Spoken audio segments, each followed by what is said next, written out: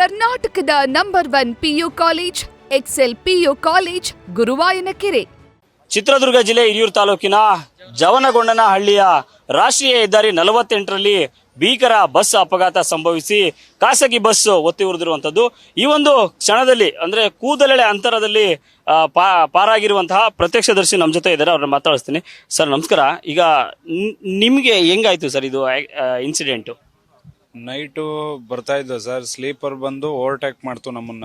Overtake ಮಾಡಿ ಬಂದು ಆ ಕಡೆಯಿಂದ ಆಪೋಸಿಟ್ ಗಾಡಿ ಬಂದು ನಮ್ಮ ಇದಕ್ಕೆ ಎಗರಿರೋದು, ನಾವು ಬರ್ತಾ ಇರೋದು ಆಪೋಸಿಟ್ ಹಂಗೆ ಎಗರಿರೋದು ಗಾಡಿ.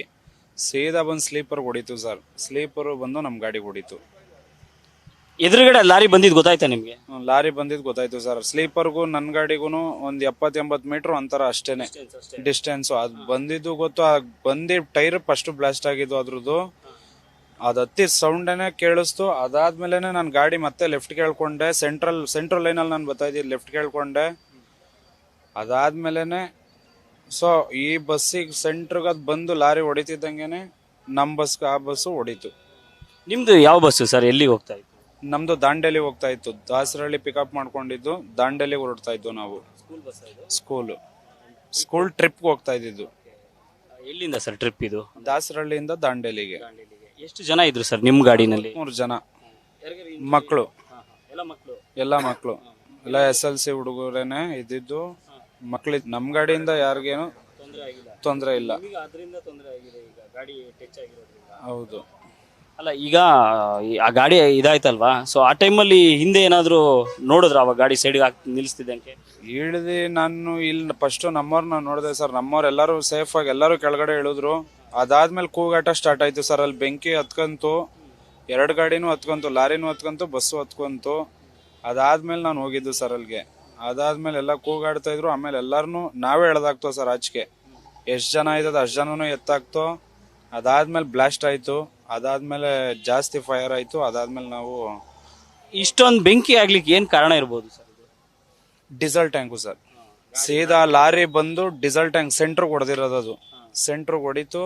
ಅದಾದ್ಮೇಲೆ ಡೀಸೆಲ್ ಪೂರ್ತಿ ಟ್ಯಾಂಕ್ ಅಲ್ಲಿ ಏನಿದೆ ಡೀಸೆಲ್ ಎಲ್ಲ ರೋಡಿಗೆ ಬಂತು. ರೋಡ್ ಅದ್ ಹೆಂಗ್ ಫ್ಲಾಶ್ ಆಯ್ತು ಅಂತ ಗೊತ್ತಿಲ್ಲ. ಒಟ್ಟಿನಲ್ಲಿ ಬೆಂಕಿ ಫೈರ್ ಆಯ್ತು.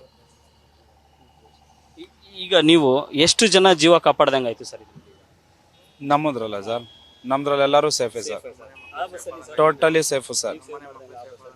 ಆ ಬಸ್ಸಲ್ಲಿ ಸರ್ ನಮ್ ಕೈಯಾರೆ ಮಾಡಿರೋದು ಅಂದ್ರೆ ಒಂದು 7-8 ಜನ ನಾವು ತೆಗ್ದಾಕ್ತೇವೆ ಸರ್ ಆಚೆಗೆ ಕರ್ಕೊಂಡು. ಅದಾದ್ಮೇಲೆ ಬ್ಲಾಸ್ಟ್ ಆಗಿದ ತಕ್ಷಣ ನಾವು ಮುಂದಕ್ಕೆ ಹೋಗಕ್ ಆಗ್ಲಿಲ್ಲ ಸರ್. ಇನ್ನ ಬೆಂಕಿ ಹೆವಿಯಾಗಿ ಆಯ್ತು. ಅದಾದ್ಮೇಲೆ ನಾವು ಮುಂದಕ್ಕೆ ಹೋಗಕ್ ಆಗ್ಲಿಲ್ಲ ಸರ್. ಅಲ್ಲಿ ಪೊಲೀಸ್ ಇವರೆಲ್ಲ ಎಷ್ಟೊತ್ತಿಗೆ ಬಂದ್ರು ಸರ್ ಇಲ್ಲಿ? ಆಗಿ ಒಂದು 10-15 ನಿಮಿಷ ಸರ್. ಒಂದು 15 ನಿಮಿಷಕ್ಕೆ ಬಂದ್ರು ಸರ್. ಬಂದು ಅಷ್ಟೊತ್ತಿಗೆ ಆಲ್ರೆಡಿ ಹೆವಿಯಾಗಿ ಹೋಗ್ಬಿಟ್ಟಿತ್ತು ಸರ್. ಏನ್ ಮಾಡಕ್. ನೀವು ಡ್ರೈವ್ ಮಾಡ್ತಾ ಇದ್ರ ಸರ್? ಇದು ನಾನು ಓಡಿಸ್ಕೊಂಡ್ ಬಂದಿರೋ ಗಾಡಿ. ತಲೆಗೆ ಏಟಾಗಿದೆ. ಅಲ್ಲಿ ಹೋಗಿ ಎಲ್ಲ ಟ್ರೀಟ್ಮೆಂಟ್ ತಗೊಂಡ್ ಬಂದಿದ್ದೀನಿ ಸರ್.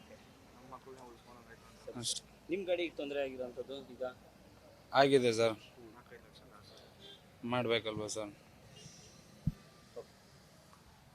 ಇದಿಷ್ಟು ಖಾಸಗಿ ಬಸ್ ಅಪಘಾತವನ್ನ ಕಣ್ಣಾರೆ ಕಂಡಂತಹ ಮತ್ತೊಂದು ಬಸ್ನ ಚಾಲಕರು ಹೇಳ್ತಾ ಇರುವಂಥದ್ದು. ಈ ಬಸ್ಸಲ್ಲೂ ಕೂಡ ಸುಮಾರು 40ಕ್ಕೂ ಹೆಚ್ಚು ಜನ ಮಕ್ಕಳಿದ್ರು. ಆದರೆ ಯಾರಿಗೂ ಕೂಡ ಯಾವುದೇ ರೀತಿಯ ಪ್ರಾಣಾಪಾಯ ಆಗಿಲ್ಲ.